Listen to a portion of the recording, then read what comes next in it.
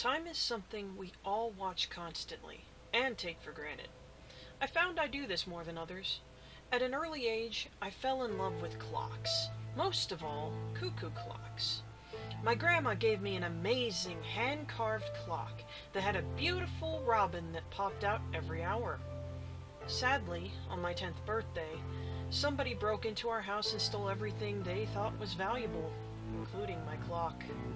My mom spent years trying to track down my clock. I told her it was okay, that if we couldn't find it, I would always have the memories, and since Grandma passed shortly after the clock was stolen, I felt her spirit would be at peace, knowing we did everything we could to track it down. But Mom wouldn't let it go. She had to find that clock for me, even if it was the last thing she would do. Years passed, and I moved on from the incident. I was 28, and the clock was but a distant memory for me until I got a knock on my door. I grabbed a quick glance at the clock on my desk, and it was 5:59 p.m. When I answered the door, I saw it was my mom, with a huge grin on her face. She burst through the door and set out a large box. Then she went on about how she found this wonderful antique store, and since she knew I'm a Pokemon fan, she thought this would be right up my alley. I walked over and I opened the box, and I could barely believe my eyes. As I pulled out this rather large, hand-carved and painted Pokemon cuckoo clock, I just knew it was destiny. It was just like my Robin clock. It even had a Pidgey that popped out every hour. I just stood there, speechless. After regaining my composure, I went over to my mom and gave her a big hug. With a smile and a wave, Mom left, and I headed to bed because the next morning I was supposed to meet friends for coffee. The next morning I woke up at 5:29 a.m., a minute before my alarm was supposed to go off. As I left the house, I got a weird feeling that I should just stay home and reschedule morning coffees with Angela and her brother, but I ignored it and went out anyways.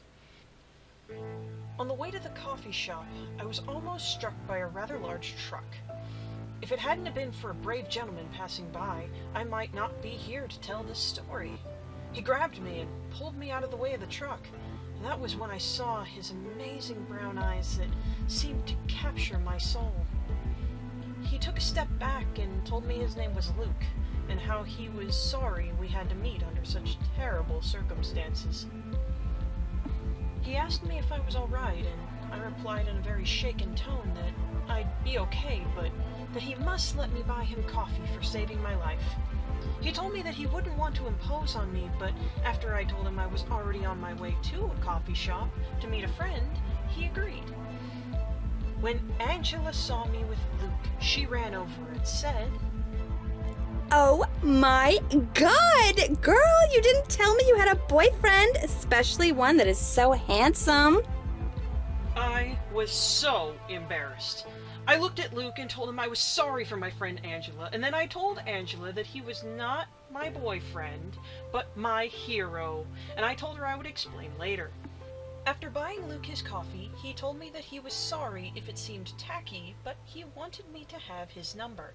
That way, maybe we could meet under less stressful circumstances. I blushed and told him that I'd like that. Then he gave me a piece of paper and left. I went to sit down with Angela, and before I could even pull out my seat, she said, Okay, spill it. Who was that guy? I told her about the truck that almost killed me, and that if Luke hadn't been there, I'd be a splotch on a nearby dumpster. The look on Angela's face suddenly changed to one of shock and despair. Then she asked me, Was the truck a red Dodge Ram? I told her it was, and asked her how she knew that. She replied, My brother just texted me and told me he wouldn't be able to make it due to a friend of his being in a terrible car wreck. His friend drives a red Dodge Ram.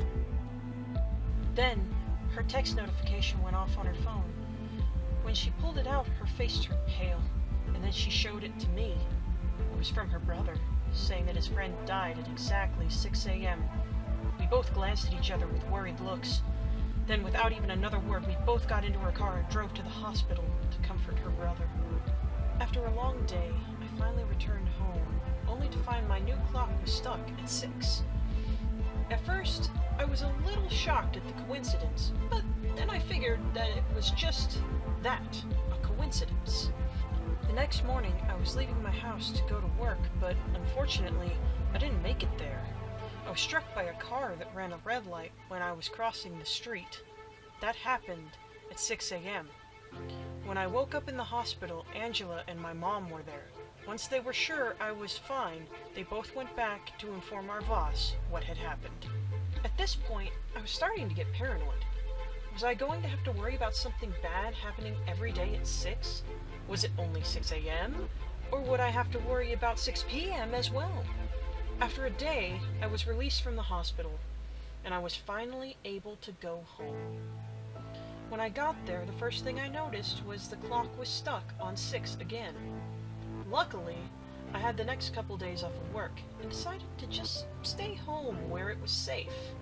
Or at least I thought it was safe. I started having accidents at 6 every day, twice a day. First, it was little things, like cutting my finger while chopping vegetables and getting burned while boiling water on the stove. But then it started to escalate to slipping and cracking my head on the bathtub and falling down a flight of stairs. That's when I realized that my clock was either trying to kill me or it was a death omen. Either way, I wanted it gone. I tried throwing it out in the trash, but to my dismay, it was back on the wall the next day. I tried burning it. No luck. There it was, on the wall. It had no scorch marks of any kind on it. I tried breaking it into pieces and burying it in the ground. No dice. It was back on the wall, and I knew I was stuck with it.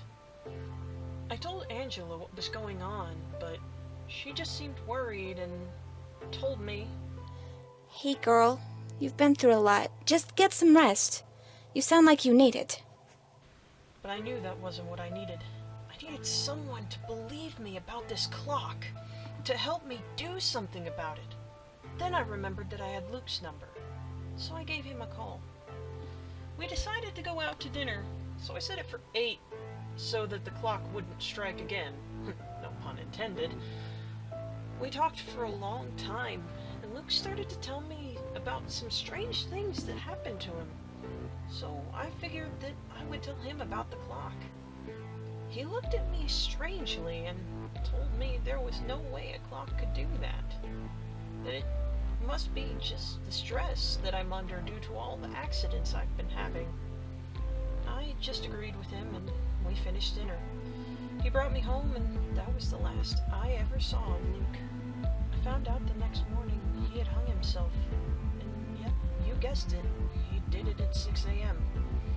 I decided I needed help, so I invited a paranormal investigator to the house and told her about the clock. She scanned it and found no paranormal readings, but she asked me if she could take the clock home with her. I warned her that might not be a good idea, but she just told me, Don't worry. It'll be fine. I'm a professional. The clock struck again. She was found dead the next morning. The coroner said it was suicide by overdose. And of course, the clock was back in my entranceway the next morning as well. I'm at my wit's end. Hopefully someone on this site can help me before the clock kills me. Please, anyone, respond. I'm not sure if I'll be able to make it till morning. Please, some